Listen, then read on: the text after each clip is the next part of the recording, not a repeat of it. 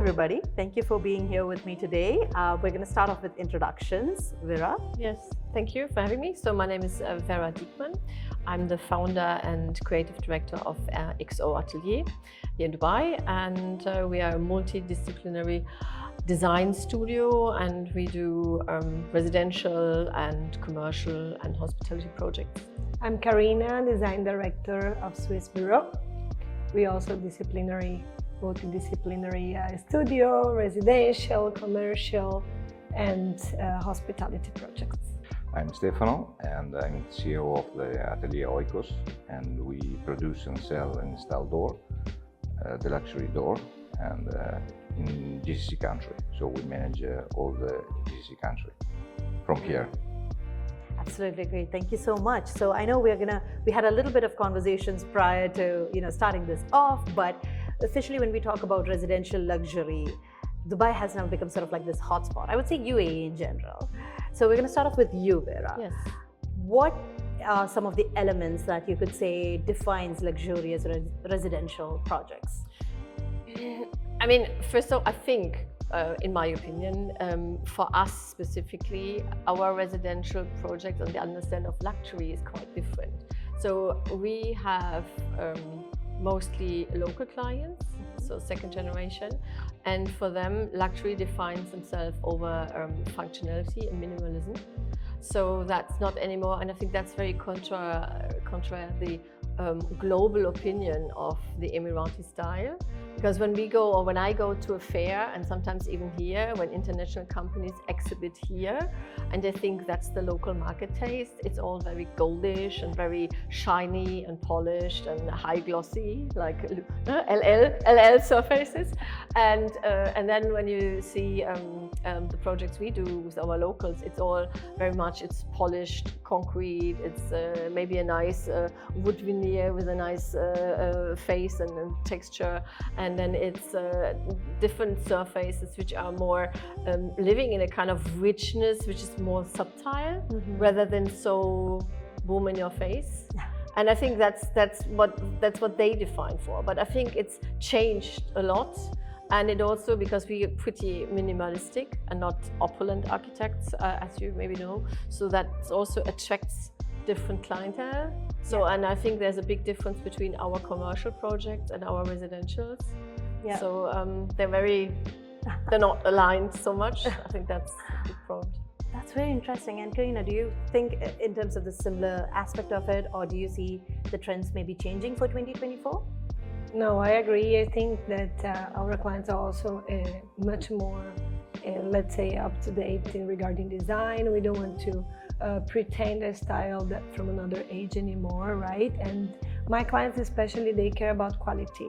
This is one very important thing that defines luxury, is the quality and the finishing, are the details, and some technology within as well.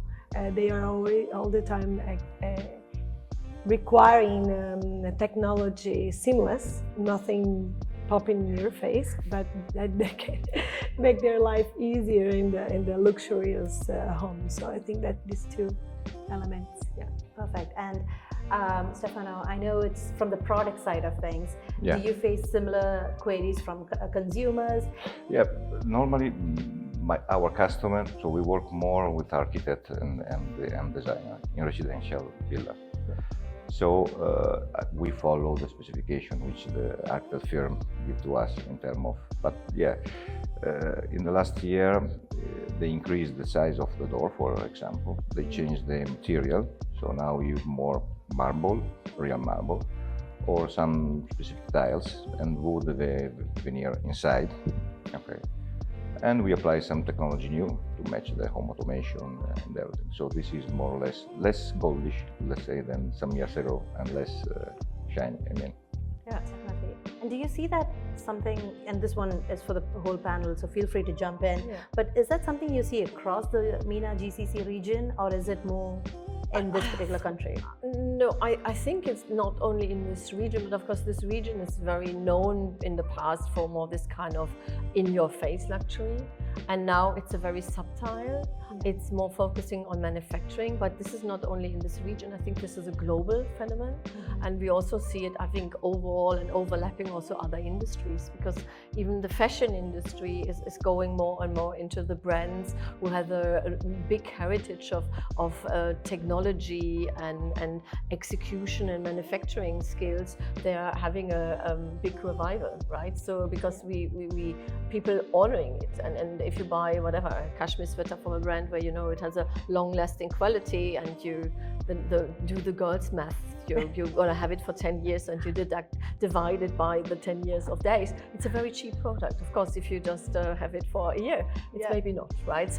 But I think that's applicable on everything. Also, the car industry is very much into it.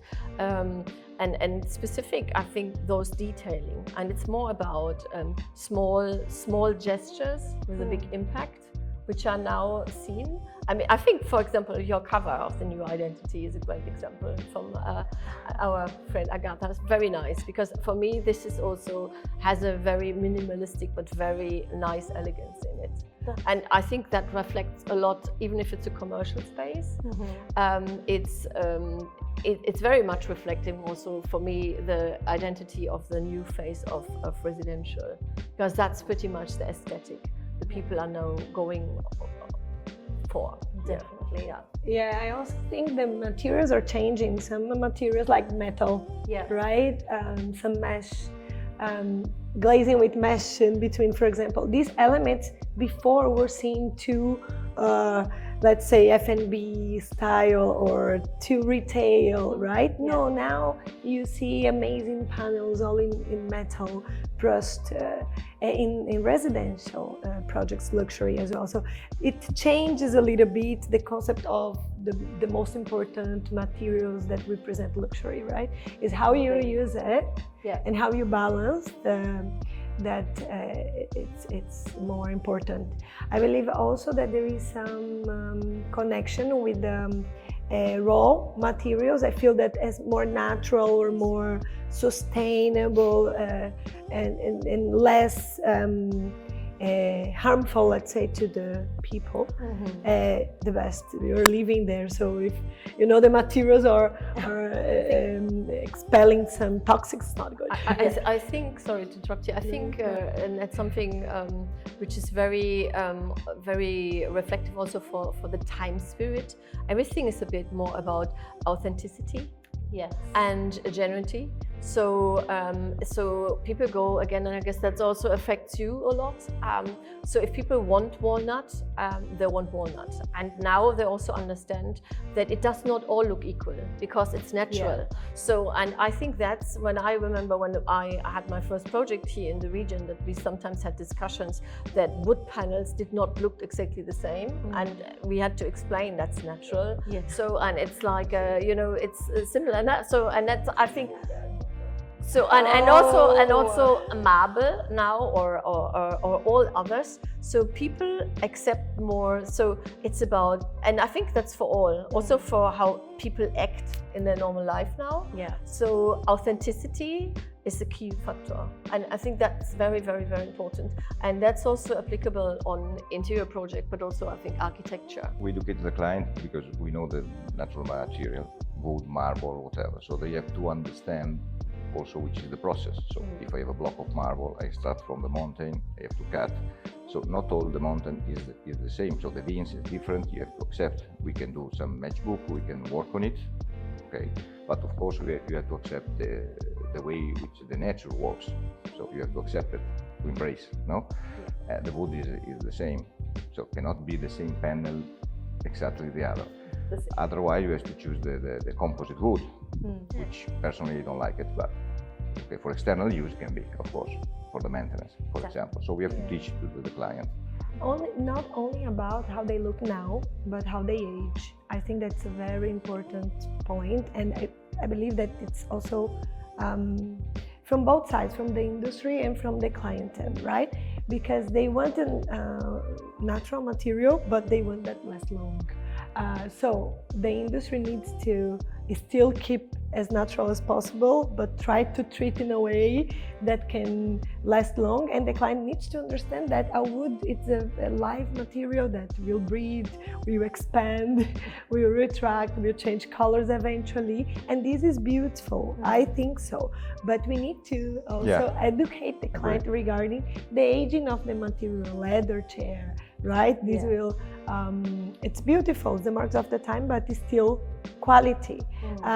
So I think that these two elements in regarding materials and accept what they are, definitely, it's important. So it's interesting when you talk about the aging process itself, because residentials there, obviously they have like grandeur, luxury, all of those wonderful things. Do you have clients coming back maybe 5-10 years down the line and asking for a revamping of the interiors, or is that not really a trend in this region?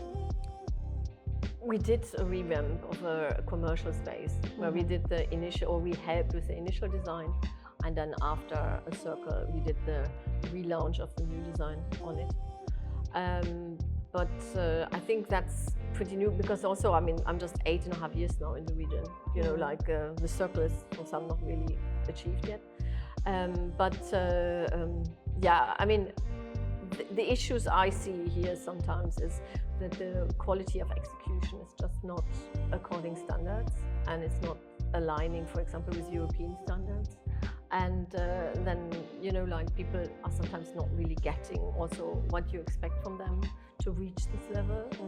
And I think there comes a lot of problems. So, I mean, I mean, we see this all the time, right? You have, you live in residential projects. I don't want to say names. You live in residential projects, or I also in the past, and then you have water leakages, right? I guess everyone knows this, and massive water leakages. I always, a friend of mine is very esoteric. She said like, oh, when you have water coming in your house, money comes. And I thought like, okay, that's maybe a nice idea to survive this thing, right? So I was like, it's a good one. Positive. It's a good branding. So I thought like, honestly. okay, then let money come, okay. But you know, of course, when the ceiling nearly falls on you, you're actually like, okay, now stop this money thing, actually. But again, and I think there it is, because also the weather situation changed here. Yeah. And we still, the region still builds according how it was maybe 30 years ago, where you didn't have rain, where you didn't have this massive rainfalls. Yeah. And now actually they have to build according European standards. But we do not even have a drainage system in the streets, which leads to this overflows. I think that also regarding the dynamic of the family changed a little bit. I feel that the remodeling that you're doing in some residentials right now, it's more about open up some areas that were before like privacy. And I think that the new families or the new generation in UAE, they are much more social and open and receiving. So you elements like show kitchen that before were not something, you know, considered, because the kitchen was a back of house element. Yeah. You have someone bringing the food, or, you know, for the big villas, I mean. Now it's not like this. You're sharing this experience. So we have this open kitchen and elements that you can socialize more. Yeah, the layouts, that's a very interesting point in terms of the layouts specifically itself. But I wanted to touch more, you know, on one of the points that I think across the board you guys mentioned, which was building standards. Now, obviously with products, Stefano, how does it work for products? Do you still adhere to certain standards from the European market, or do you have any regional codes that you look so towards? we are, because we sell the door all around the world. So we have a lot of specification, a lot of standard, because if we sell in USA, we have to, for example, our door has the certification for the hurricane, because in Miami they are fire rated, or a lot of specification. And see, we produce the door in the same way for all the country. I mean. And what doesn't change? What changed in these few years is dimension again. So and the connected system, the technology. There is more technology, and also the fact that people start to traveling again after COVID.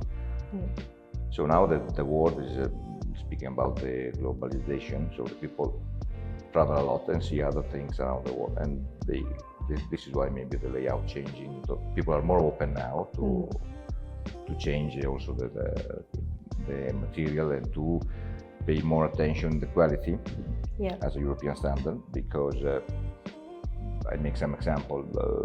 A few years ago in a project, which I don't want to mention now, they have 60 door for 60 villa, and they put the simply wooden door as an entrance door, which with climate doesn't work so for a long time, right? Because they don't want to spend this amount of money.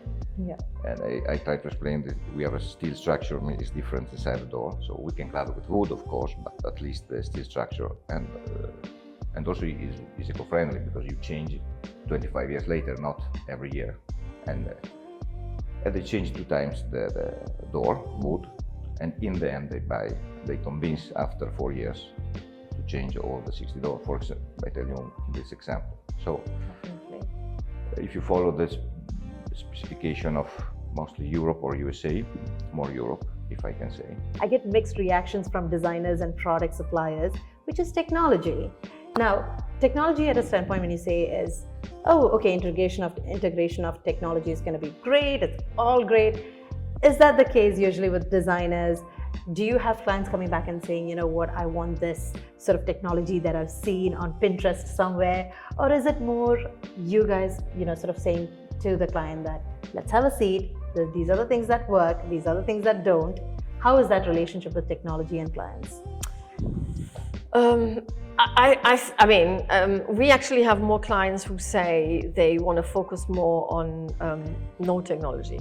So the thing we have in most of our projects is, of course, a lighting control system. So they all work with DALI-based lighting.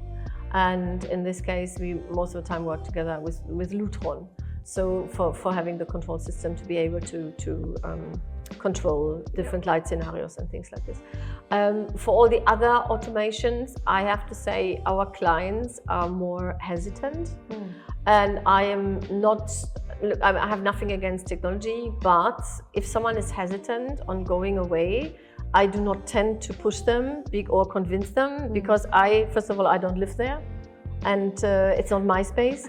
And I personally think if you have to convince someone and then maybe in the end it doesn't work like they're expecting it, it's a very bad position for you. And you don't want to be in that. Oh, that's a difficult conversation. You're just like, oh, I convinced you of something, but it doesn't work. But is that the same, Carina, that you face? Actually, no, my clients are the opposite. They want technology in everything. And then I give my advice.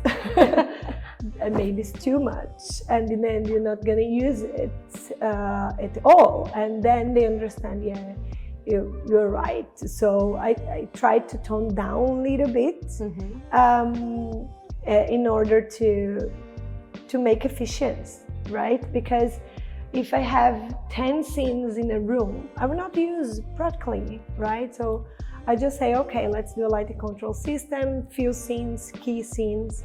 But another point that they are very into is security. So I have my clients say, I want to close my doors and open my doors by my phone. I travel a lot, I need to see everything, the cameras and all. So these I do not give opinion because it's too personal, sensitive. What you want to lock, what you don't, and what you want to see, what you don't. So it's too personal. But it's constantly demanding regarding these, especially for the big villas. And AV, right? They want this amazing cinema, sound system, and I think that helps with the, let's say, the experience of the house, especially if you have common areas that you want to have some gathering. So all this technology makes the environment. I think you touched on a very crucial point, which is security when it comes to especially doorways and the integrated technology and the concerns about it. My question would be first, like how advanced is the security protection when it comes to entryways in this region? Okay, we developed an application which is called Arcade, which you can manage your security door. I mean, because all our doors is break resistant 3 and 4. Okay, the bank uses 5 level, only to make an example, which means you can always open a door. Okay, it's only a matter of time and tools. Yeah. So, to be clear. Okay, for the technology we have this application which you can manage your door till 300 users. It can communicate with your home automation, so the client can be choose who enter, who not. If add some card, can be booked by phone, card, fingerprint, code. There is also an option, and you can divide this 300 user, maybe the staff of the house working only with the card, and you can control the access, which day, at what time they enter, when they close the door, etc. Also, if you're out of the country, no one is in the house, you can send an OTP, like a bank OTP code, which working only one time. And you can see when your guests go in and go out. So you can have a lot of options.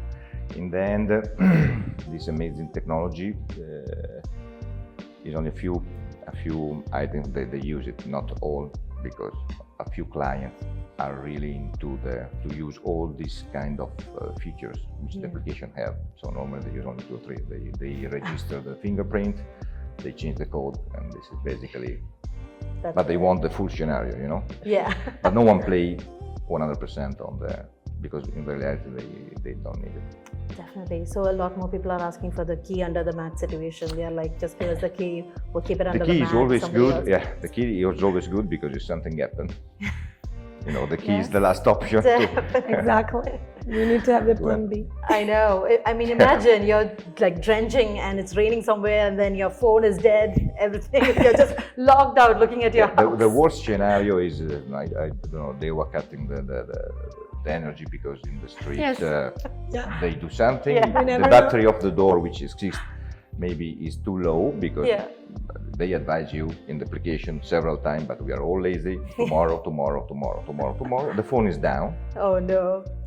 So, and you have a break-resistant 3 door to get in. So you're not getting in. You need 35 minutes with a drill and some tools and destroy half of the door too. Technology of a perfectly manufactured door has more to do with the access control. Same like for security and cameras, but it does not stop you from providing a lovely provided, I don't know, polished plaster floor or a nice wooden paneling in massive wood. So I think it's not, they don't exclude, they're more including it. And of course, if you have the perfect client who understands the benefits of technology and also has an eye for manufacturing and quality products, then it's the lovely client. You should never share his name and never post anything about him. Keep him safe and hide him, because otherwise everyone else would like to have him. So that's why you send me a lot of NDA projects. Now I understand. Sorry. Now I get it. You know, you have to hide them. They're very, very, very, very valuable people. So the perfect client. You understand this, right? What I'm talking about. Yeah. Villa somewhere. Yeah, somewhere. Exactly. Somewhere. Don't show all the ankles. Side door. Yeah, exactly. Keep him in a cupboard. Yes, you have to hide them. It's like a nice little, you feel a bit like you're the golem. My precious. So in terms of, that's really interesting when you say that the client. I really want to know who this client is. Like, who is this, the perfect client? You have them, they exist, and that's why you do, I think it's the one you get, or 2 or 3 you get when you do your daily kind of meditation, karma and meditation and practicing your gratitude to your life, and you pray for the good one, and then they are there out of a sudden. So you manifested the client. Yes. And I strongly believe, but you should never share their names and not the location. Be very, very mystical about it. Yeah. Oh wow, it is a golden relationship. It really is. It is. Yes. This is good. Yeah. But sorry, you were saying. No, I just She feels me. I feel because we need to. You know, Not sure. When we have all the type of clients, so we need to and we all in praise it for the best. And we're all in this shark basin. You know, it's like you drop the bit of blood and everyone is there. Wait a second. Should this be the tagline of this video? it's a shark tank. That's what it is. It's okay. Don't share your client names. Sometimes nothing against the supply chain in general, but sometimes they know the project already before even me. You are awarded, and am I? Oh, really? They know before me, and they're literally calling me, and this is crazy. Sometimes clients, they have the mindset for it, but they might not have the budget, you know. And it's not just, I mean, you cannot judge them because some of the clients are very young also. Like, you know, here in the region, people who build houses or homes, they're very young. I mean, it's not like in Europe, right? So the average person in Europe is maybe mid-30 or mid-40 when they build a house. Here, they are sometimes beginning of 20s. And it also applies for the entrepreneurs who are building commercial units. They're very, very young clients. If they don't have high, let's say, budget for everything, they focus on few pieces, and other pieces, they are pretty much in the local industry as well. So my clients are like, oh, you know that girl that opened a tiny store but is doing her own bespoke tables. So they are valuing as well the local market that's growing right now with these unique pieces, and of course it's not certified and tested, but it are tiny little things that make authentic. Yes. to the project, to the house, and they feel belong, right? So it's very important. Regarding the arts, crafts, and this side of let's say materials, what I feel that my clients, they are like you said, traveled, they lived abroad, so they come with this vision. But when it comes to the art or to the artistic manual elements, they are learning as well with us. So they are super excited to see this new innovative. Innovation for me is not only technology, right? Innovation also is in the art, transform something that was used only for, I don't know, walls that now I can use for, upholstery. So it uses the original existing materials in the market, let's say, but treated in a different way. So when we bring these arts and crafts in an innovative way of using material and doing something more artistic, the clients are super excited to know more about it, to have it, So I think that's a balance between what is out there in the market, what they already see, and what they will have only for themselves, like bespoke. To be sustainable now costs a lot as well. I mean, the sources, the energy, investment on how the products are being produced and all of this. So also the price increase. We know that it's important to have, because we need to continue in this world. Is the only way. If us be conscious about it and smart in how we use the materials and create a cycle, right? But on the other hand, increases the production price. I'm hoping that one day this curve will start going down. But it's an important point to touch as well, quality, but also the sustainable part of it. Is there a little bit maybe more return on investment when you produce?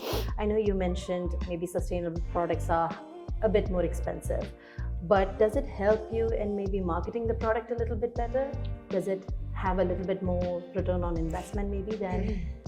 I mean, first of all, I think it's to be defined what's a sustainable product.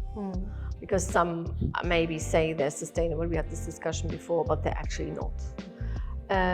So making a sustainable product is actually already based on how it's produced, because most of the Italian factories now work with full natural energies, and that's already a big factor, and it's not even in the part of the product, but it's a part of the production process. When we talk about recycled products, we have to be very careful. Because just because I recycle PET bottles, I maybe broke the cycle once. But the end product of a PET bottle, when it's recycled, is a highly toxic product, which is not be able to upcycle again for the next 400 years, except I burn it. So, and this is something people get certifications for bringing whatever, the Blue Angel or a Green Star or however they're going to be called. But actually it's a highly toxic product. I then select and I'm like, oh, it's green and it's sustainable. It's actually not really, because if I see the next steps and what's coming from there, it's not. So, and I mean, that's always a bit like seeing it under different perspectives. I think what we have to see is more about a really very cautious selection and implementation of products in projects. And unfortunately, what I see often also in relation to clients, because we just took over a project where unfortunately the assigned design team and fit-out company was not competent enough and promised a lot. There are a lot of people and they're not qualified enough, and because there is no certification maybe about this. So I can say still in this country I'm a designer, but I'm actually not. And it's not protected like in Europe. Like being an interior architect, you have to have all your certifications. You have to be even a member of the chamber. Here, I don't need to. Just because I say I'm now a designer, it doesn't mean that I have the technical knowledge of how to implement and how to apply things correctly. And that leads to a lot of things, like even building in wrong materials, building them in wrongly, harming more than actually having a benefit for it. And of course, then also the circle of the product is by far shorter. Because if I'm not building it in properly, the product will break, will get damaged, and it doesn't last as long as before or actually initially planned. And that's a problem. So we're certifying lamps, lights, tiles, and whatever, but we do not really certify people, right? So when you talk about materiality and when you talk about like what's available in the market, you rightfully mentioned the pressures that new architects or designers essentially face.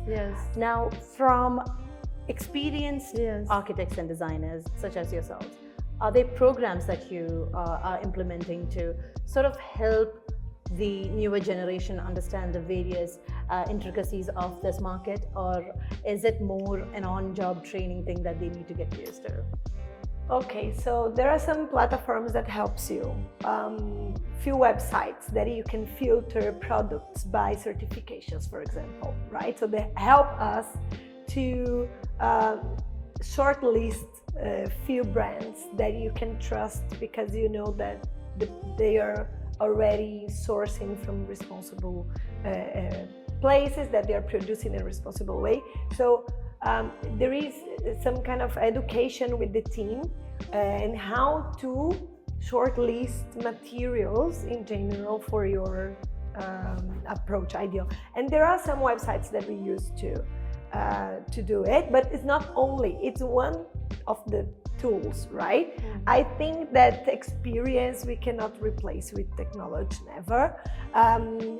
Understand how the materials can be used, perform in time as well, only comes when you're using and testing almost, right? But for my young team that are overwhelmed and lost, because this is a reality, I always try to guide them to the brands, trust in the brands, right? Because if you had already experience with different sources, it's easier to get it right, okay? So of course they need to investigate anyway, and analyze budget, time, lead time, everything that comes with selecting a material. But I think that if we can have this social as well contact with the brands is very important to the educational process of the team. Definitely. And is it the same for the product side as well? Do you have some sort of program or training that goes into? No, we have internally, because in a way we are scared to create. We have already tried to have a program for the architect to play no? To make render, maybe, change the material to the library, etc. Handle, but we produce a customized product. So if the architect design a special handle, we have to do it. Yeah. Or we try to do it. We try to make the architect or the designer happy, okay? And there is some limitation in technical. They have to accept some limitation, which is very few. So we customize 98% of the door, okay? In terms of material, in terms of cladding, handle, lock, I mean. There's only a few things we cannot change, okay? Because it becomes an engineering problem. So we cannot. So no, we don't have a specific program for architects, and because every time is a different door. We produce 7,000 doors per year, all different in terms of size, cladding, lock, I mean, handle. So we cannot create. But this is beautiful because it's still. And we need time to come back to the pressure. We have a lot of pressure because we are always late because the people want the door in 1 month, which is not possible.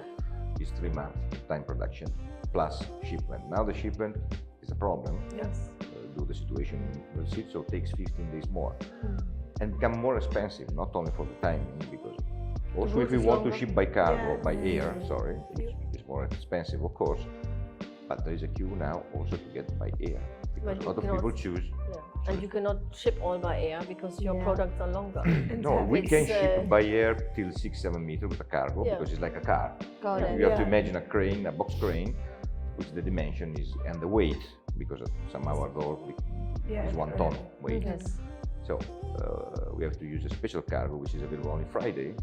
So there's a lot of stuff behind it, which the client that doesn't understand, you know. No, I know. So, but it's beautiful that your product, you can customize it all. At the time, it's a fact, right? Yeah. But it's still you're delivering an industrial, let's say, level quality of product. But it still has the artisan, let's say, side of it, because it's bespoke for you, for your client. So this is beautiful, these two things. I think a good example is actually that people are willing to wait over a year for a watch and even maybe 2 years for a handbag, but they're not willing to wait 6 weeks for a door. Exactly. So, and that's what I always think. 12, it's it's very accurate, and it's unfortunately a comparison we sometimes use with clients because they all wait for watches and they all wait for bags, and it's very easy to understand that obviously this is a product you're going to use the next, I don't know, 15 years or 20 years in your home. And then there is no need to rush it because it needs to be even more precise than the watch you wear in your hand. So but that's very important. And I think there's a lack, sometimes it's, in this case, even if you're very educated and you know the names of brands, but there is not this transparency of steps and production sometimes. And I think that's where the lack comes from, where people do not understand that things need time. And even if you say, okay, from placing an order, it takes 4 to 6 weeks, but the placing the order doesn't mean that now everyone just in Italy just waited for it, was sleeping on the table, then they wake up and they're like, hey, now we're jumping on this order. No, there is a production forecast. And this production forecast leads to aligning you in a line, which then goes into production, and then it takes this time. And that's always a topic we have to explain a lot of times. And it's sometimes very challenging because you're saying over and over the same things.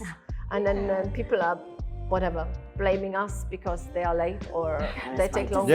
It's because it's a common thing in the world. Everybody is anxious, right? We cannot watch a more than 30 seconds video, nobody. So it becomes spreading across all industries. So yes, it's difficult to educate the client about the time needed to produce. Sometimes we lost some clients about timing because they push us to do in 1 month, 1 month and a half. I say no, I can refuse because I know already. Or I lie if you want. I can tell you a lie now. I can produce in 1 month and a half, but after that you have to wait 3 months. So it has to if you don't put a penalty, okay. But I mean, if you want the truth, they need time, and you have to accept it. Definitely. Like you wait 2 years for Rolex or other brand, you know? I didn't say the names. Okay. or other brand. Or any other. any luxury watch. Let's put it this way. Yeah. Cars. You also have to wait for cars. Oh, and then it's acceptable. Exactly. So, exactly. and that's exactly, and I think it's a very good example. And also, can I sure, add you something? also, please. Because this is always the fighting which I have with client, fighting discussion.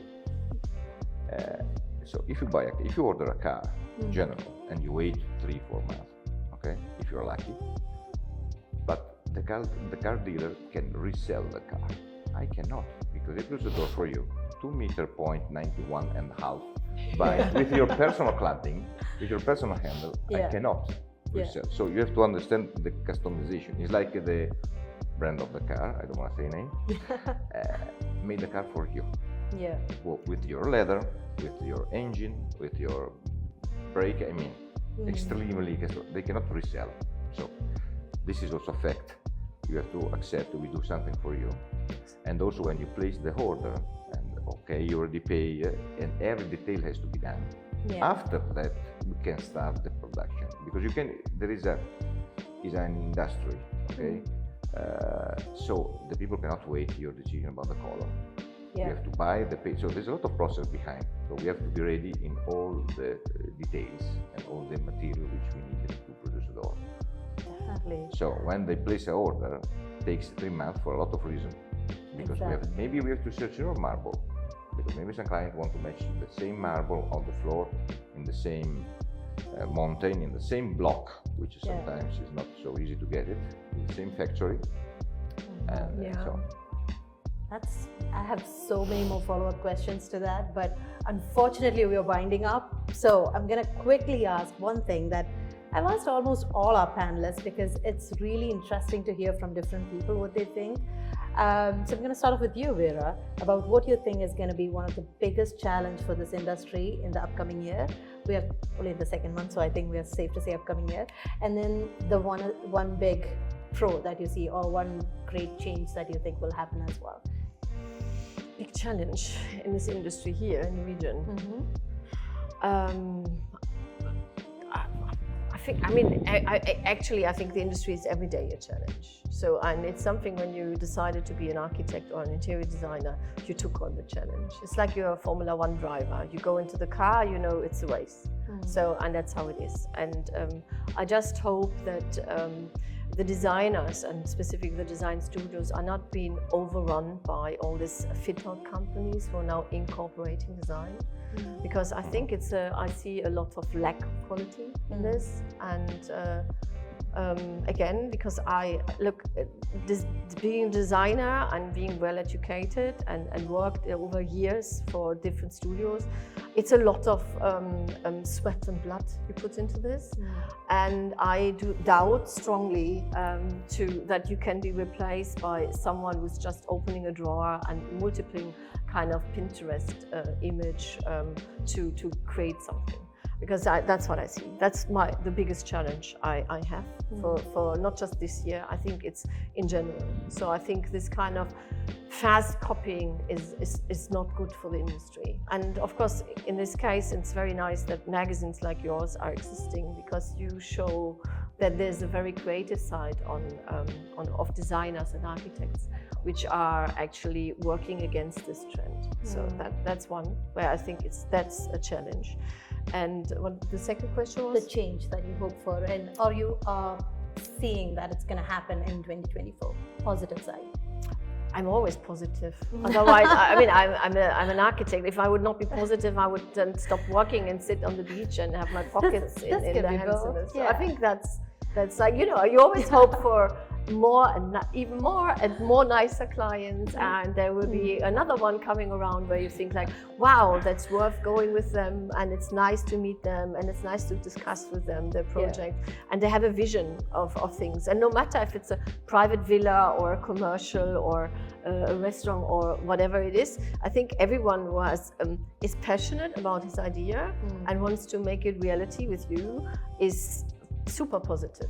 So that's it. And I think that's very nice. And I hope that we are able to see more very visionary and very cool projects in this region. I hope so. That's something I would appreciate. Perfect. Absolutely great. Carina, one thing that you think is a massive challenge, and the other one the positive change that you see for 2024? I think that the well-being, we need to keep in mind our health. You know, sometimes we are in this crazy environment, working hours, running around, and the spaces are maybe beautiful, but they are not healthy for you in general. And I think that we have this responsibility as designers of taking this in consideration, everything that we do. If it's a residence, you know, creating the environment for this person really enjoy the family and share, or your own time off. Or if this is a restaurant or cafe, provides the space that these people can perform many activities in this cafe, maybe at work, and, you know, and feel comfortable in many ways, ergonomics and so on. So I feel that this is still a challenge. Combine the spaces to fit for all purpose in a healthy way. It started, but I feel that there are a lot of room to be developed.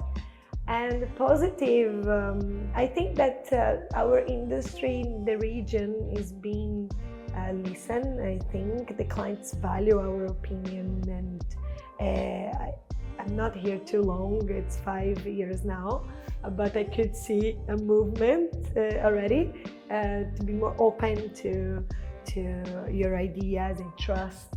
I think that this is going well, and I'm positive. Amazing. And it's a great time that you come in. The last 5 years has been interesting, to say the least. Stefano, the last. Yeah, for our product is to improve the product, which is already good, but of course we start to study something new as a challenge, of course, to improve the service, because when you have a good product, you need a good service. Otherwise a product, and this is why we install ourselves the door. We don't allow anyone we cannot sell without the installation. I mean, we tried several years ago, but that doesn't work. And so improve the service, this is the most important things, and improve the product, which is good already, maybe with some new material. There's something in mind which I cannot spoil now. And so this is our challenge, and big dimension. This is another challenge for the door. I mean, Definitely. Yeah, this is That's a big thing. Yeah. Thank you so much. With that, we have come to the end of the discussion.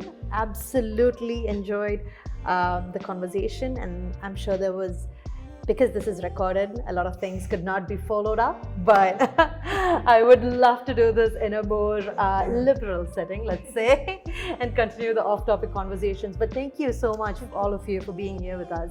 Thank you very much.